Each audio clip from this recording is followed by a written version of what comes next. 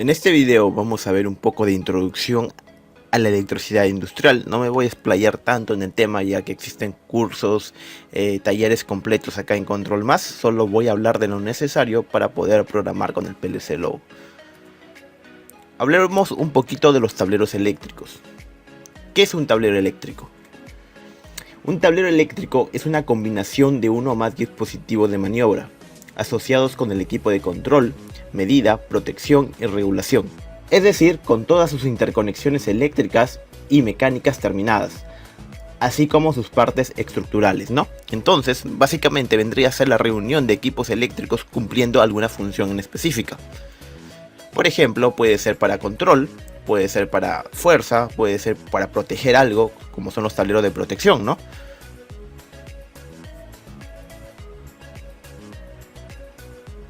Partes principales de un tablero eléctrico.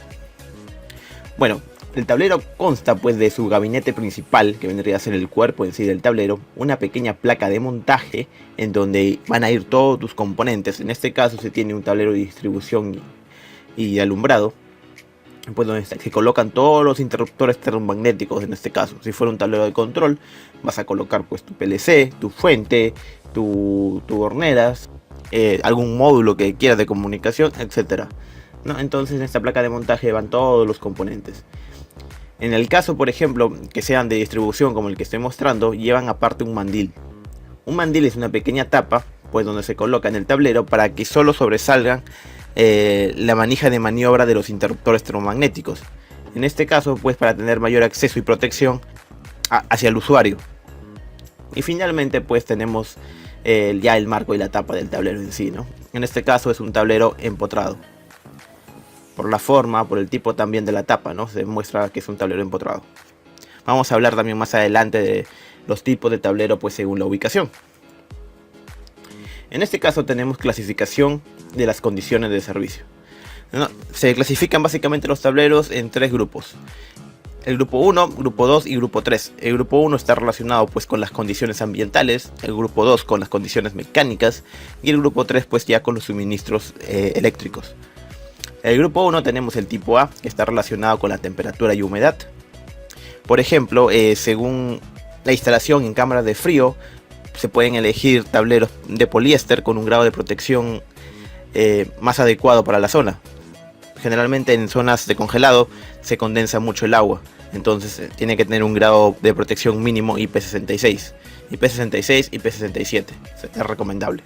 No, entonces el tipo B está relacionado con las consideraciones respecto a los sólidos, líquidos, vapores y gases en la atmósfera. Está relacionado más que todo con los ambientes corrosivos.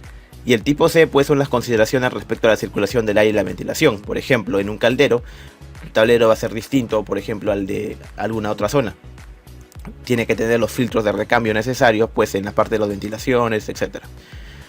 En el grupo 2 tenemos pues el tipo A, que está relacionado con los choques mecánicos, el tipo B con las vibraciones y el tipo C con los esfuerzos mecánicos.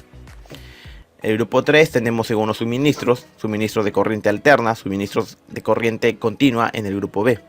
En la parte de según la instalación pues tenemos los adosados, son aquellos tableros que se colocan con una pequeña planchita en la pared, van superficialmente nada más montadas en la pared. Los tableros empotrados pues son aquellos en donde la pared tienes que hacer un corte, tienes que hacer una pequeña excavación en la pared para colocar el tablero. Vamos a hablar, antes de entrar a ese tipo de tablero, vamos a hablar de los autosoportados. Los autosoportados son aquellos tableros con una serie de accesorios que te permiten pues mantenerse en pie por sí solos. Son tableros generalmente de 1,80 m para arriba. Existen en varios cuerpos, pueden tener de 1, 2, 3 cuerpos. Y los tableros barbotantes muy similares a los autosoportados, pero es una serie de gabinetes con varios compartimientos. Por ejemplo, he logrado ver ese tipo de tableros y hasta 3 compartimentos de estos son de puras borneras. Entonces, imagínense la cantidad pues de puntos de control que se tiene, ¿no? Según su material de fabricación puede ser pues plástico o metálico. Los plásticos hay diferentes tipos, puede ser de poliéster, plástico simple, pero el más usado, el más recomendable es el de poliéster. Y metálico de igual forma, puede ser metal simple o puede ser metal de acero inoxidable. Según su utilización, perfecto. Entonces, Según su utilización puede ser tablero de distribución, como ya mencioné, que sirve para repartir energía a ciertos puntos, en caso de luminaria, muy visto, para repartir energía a otros tipos de tableros que se tengan en una zona. Hablemos de los tableros de control, pues son aquellos que los que más vamos a usar en este curso, donde va todo el tipo de PLCs, tus fuentes, tus borneras para colocar pues tus sensores, etcétera, ¿no? Tableros de fuerza. Los tableros de fuerza están relacionados con la maniobra de motores. Básicamente pues se van a encontrar aquí todos los elementos necesarios para arrancar bombas, motores, centrífugas. Pueden ser una serie de contactores, pueden ser arrancadores suaves, pueden ser variadores de velocidad. Todos ellos se encuentran en el tablero de fuerza y siempre están relacionados con los tableros de control. En realidad estos 4 tipos de tableros se relacionan.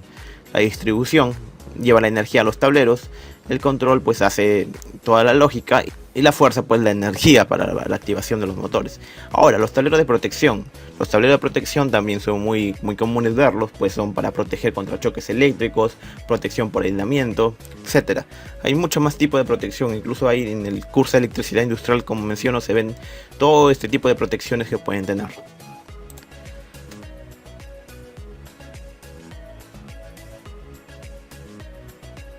Vamos a hablar un poco de las partes de un tablero eléctrico. Interruptor termomagnético disyuntor. En pantalla se muestran 2 interruptores termomagnéticos, comúnmente llamados llaves, comúnmente se llaman llaves térmicas, pero su nombre correcto es interruptor termomagnético. No, entonces pues se muestra acá uno de caja moldeada y uno simple. Estos tipos de interruptores cuentan con una capacidad de corriente máxima y cuentan con una serie que están relacionadas con las curvas de respuesta, ¿no? No voy a hablar de las curvas de respuesta, solo voy a hablar en sí para qué sirven los interruptores termomagnéticos y cómo los puedo aplicar en mis tableros. Entonces se emplean para proteger cada circuito de la instalación. Su función principal es resguardar a los equipos y conductores eléctricos ante sobrecorrientes que pueden producir peligrosas elevaciones de temperatura, ¿no? Entonces básicamente te sirve para proteger tu equipo contra algún cortocircuito que exista, alguna sobrecorriente, ¿no? Nosotros sabemos que un cortocircuito tiende a elevar la corriente hacia el infinito. Entonces cuando llegue al punto de corte, la manija de maniobra baja hasta corregir el problema y luego podemos subir nuevamente. Existen algunos accesorios para estos interruptores termomagnéticos. Se pueden colocar unos contactos auxiliares para saber cuándo el interruptor está encendido y cuándo no, por algún caso de un corto.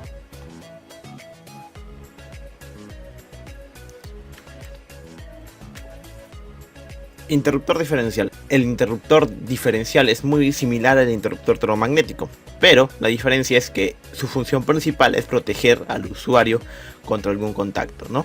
Existen en 30 y 300 mA que están relacionados pues con la corriente de fuga. Lo más usual son de 30 mA, ya que el ser humano a esa corriente pues ya sus músculos empiezan a tener contracciones. A ese límite de corriente es donde ocurre el famoso o coloquialmente llamado que la persona se queda pegada a la corriente, ¿no? Si el interruptor diferencial no actuara por alguna razón, puede generar pues daños muy graves a largo plazo. Puede generar quemaduras ya después, pasado esos 30 mA. Los conductores. Básicamente los conductores pues son los cables. Existen también conductores tipo barra, pero en este caso vamos a hablar de los cables. Y que pues tienen una capacidad de transportar cierta corriente, ¿no? Existen pues según el calibre del cable una corriente máxima de soporte, ¿no? Y también está relacionado pues con el recubrimiento o la forma como lo vas a canalizar. Y también tener en cuenta pues el criterio de la caída de tensión, ¿no? Que está relacionado con el punto más lejano donde se encuentra el suministro eléctrico. Se muestra en pantalla pues una tabla donde están los calibres del cable en AWG y en sección de milímetros cuadrados, ¿no? Está relacionado con la capacidad de corriente. Un cable de calibre 7 AWG soporta hasta 30 amperios. Todos los datos que acabo de mencionar, como por ejemplo el recubrimiento, también la caída de tensión, vienen en la hoja técnica de los cables en sí. Los fusibles. ¿Quién no ha visto un fusible, no? Es el dispositivo más simple de protección del motor contra sobreintensidades. Los fusibles generalmente te protegen también contra cortocircuitos. Los fusibles vienen pues para ciertas intensidades y al sobrepasar estas intensidades por alguna sobrecarga, algún corto, pues el filamento se destruye y interrumpe pues el paso de corriente. Sí, el contactor. El contactor eléctrico es aquel que funciona básicamente como interruptor, porque deja pasar o no la corriente. Y pues es activado por mediante un mecanismo electromagnético. Vemos acá en imagen un contactor y vemos pues su símbolo eléctrico, ¿no? Básicamente los 3, el 1, 3 y 5 vendrían a ser los contactos en donde pues me dejaría pasar toda la energía colocada, en este caso una red trifásica, y el contacto 3 y 14 vendría a ser un contacto auxiliar, y A1 y A2 vendría a ser la bobina. ¿Cómo funciona? Si yo energizo A1 con línea, A2 con neutro, estos contactos se cierran y dejan pasar la energía. El 3 y 14, como dije, es un contacto auxiliar que permite saber pues si el contactor entró o no, en el caso de que trabaje con un PLC. En caso de que todo sea eléctrico, pues me puede servir para activar otro tipo de elementos.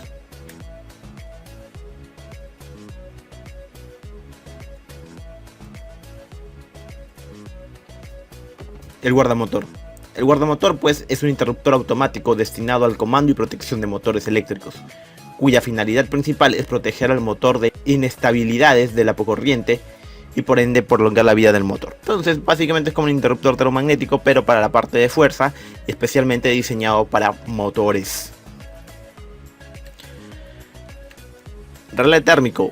Un relé térmico pues básicamente nos permite proteger a un motor contra sobrecargas. Al tener una sobrecarga pues se eleva la temperatura del conductor y automáticamente actúa este relé térmico. Hablemos un poco pues ya de los pulsadores, selectores y lámparas de señalización. Entonces pues no vamos a ver muy común esto. Los pulsadores son accionamientos manuales que permiten abrir y cerrar circuitos cuando se ejerce presión sobre él. Sus contactos vuelven a su posición de reposo cuando se cesa la acción. No existen normalmente abiertos, normalmente cerrados. Cuando yo pulso en normalmente abierto, pues sus contactos se cierran, dejo de pulsar y vuelven a normalmente abierto. En el normalmente cerrado, de la misma forma, yo pulso, sus contactos se abren, dejo de pulsar, continúa en normalmente cerrado. Los selectores son de accionamiento manual y tienen 2 o más posiciones. Permiten redireccionar la señal por diferentes ramas del circuito a través de un borde común. Y tienen un enclavamiento mecánico. Son similares a los interruptores. Yo voy moviendo la manija pues según las posiciones más adecuadas. Y si alguna de ellas tiene tensión, se mantiene la tensión. Tienen un enclavamiento mecánico, como se dice. Los pilotos. Pues los pilotos básicamente son dispositivos de señalización luminosa, ¿no? Que nos permiten tener algún estado actual de algún proceso, más que todo es el tema visual, ¿no? Vamos a pasar entonces en el siguiente video ya a hablar un poquito de los arranques, que es lo que más vamos a usar también en este curso.